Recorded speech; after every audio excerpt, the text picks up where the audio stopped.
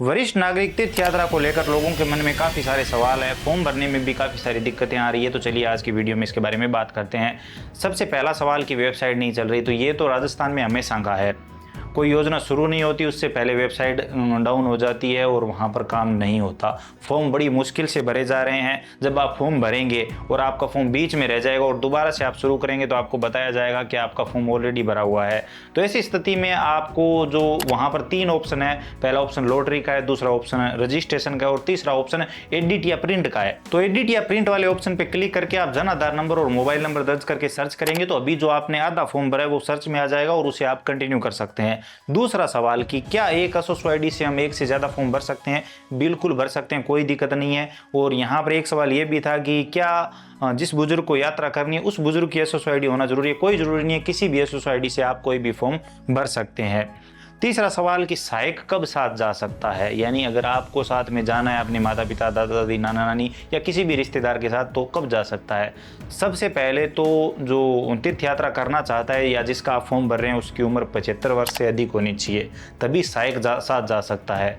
और अगर पति और पत्नी दोनों साथ जा रहे हैं, दोनों की उम्र अगर 75 वर्ष से अधिक है तो सहायक साथ जा सकता है। लेकिन अगर एक की उम्र 75 वर्ष से कम है और एक की 75 से ज़्यादा है तो सहायक साथ नहीं जा सकता। लेकिन अगर किसी की उम्र 75 वर्ष से कम है और 60 वर्ष से अधिक है और एक ही व्यक्ति तीर्थ यात्रा कर रहा है तो सहायक साथ नहीं जा सकता।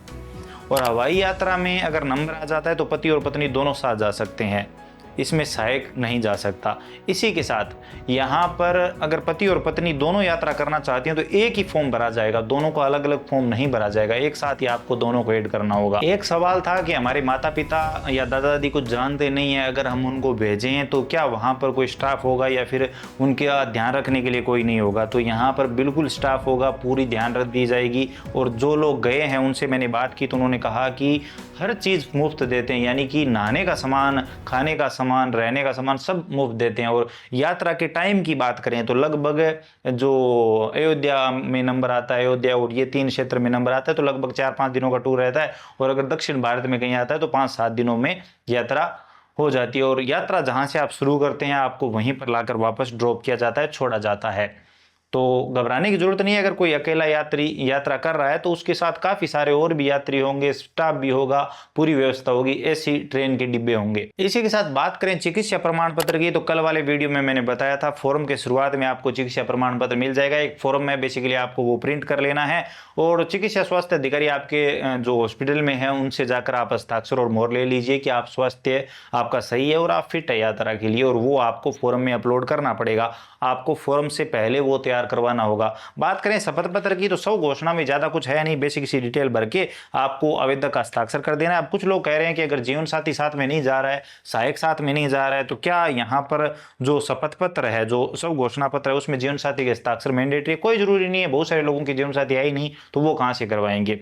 तो एक आवेदक के हस्ताक्षर कर दीजिए, इनफ है, पर्याप्त है। इसके अलावा फॉर्म भरते टाइम सभी के मन में यही सवाल है कि इसकी जिम्मेवारी कौन लेगा? क्या सरकार की गारंटी रहेगी कि वो हमारे माता पिता को सही ले जाएंगे, पूरा ध्यान रखेंगे? तो सीधी सी बात यह है कि जो आप ध्यान रखते हो वो दूसरा नहीं रखेगा, उनको खुद का ध्यान खुद रखना होगा। इसी के साथ अगर आप गाइडलाइन चेक करें तो इसमें जो है वो एक चीज मेंशन की गई है, आप यहाँ पर स्क्रीन पे देखिए। यहाँ पर 14 नंबर पॉइंट में ये बताया गया है, यात्रा के दौरान होने वाली किसी दुर्घटना या कठिनाई के लिए राज्य शासन अथवा उसका कोई भी अधिकारी कर्मचारी उत्तरदायी नहीं होगा, यानी खुद का ध्यान खुद रखना होगा। सरकार आपको सुविधा दे सकती है लेकिन आपका ध्यान नहीं रख सकती। आपको सारी सुविधा दी जाएगी, आपको यात्रा करवाई जाएगी, लेकिन ध्यान खुद का खुद को ही रखना पड़ेगा। तो अगर 75 वर्ष से कम किसी की उम्र है, अकेला व्यक्ति जा रहा है, 60 साल से ज्यादा है तो जा सकता है, कोई दिक्कत नहीं है। इसमें बहुत सारे और भी होंगे, आप अकेले नहीं होंगे, ये बात दिमाग में रखें। तो आई होप आप समझ गए होंगे। अब भी अगर आपको कोई और दिक्कत आ रही है फॉर्म भरने में तो आप बेझिझक कमेंट सेक्शन में बता सकते हैं। अगर आपका कोई सवाल है तो भी बता सकते हैं। बाकी बात करें साइट की तो साइट स्लो चल रही है, अगर आप बार बार ट्राई करेंगे तो फॉर्म भर पाएंगे। मैंने भर के वीडियो बना के आपको बताया है। कंप्लीट फॉर्म का प्रोसेस समझने के लिए वो वीडियो जरूर देखें, वीडियो का लिंक डिस्क्रिप्शन पार्ट में दे दूंगा। आई होप आप समझ गए होंगे, वीडियो इन्फॉर्मेटिव लगा होगा, कुछ नया जानने को मिला होगा। वीडियो पसंद आया तो लाइक करिए, अपने दोस्तों के साथ शेयर करिए, चैनल पर नए हो तो सब्सक्राइब करके बेल आइकन प्रेस कर लीजिए ताकि आने वाले सभी वीडियो और नई नई अपडेट आप सबसे पहले देख पाएं। इसके अलावा अगर आप और कुछ जानना चाहते हैं तो बता सकते हैं। चलिए मिलते हैं।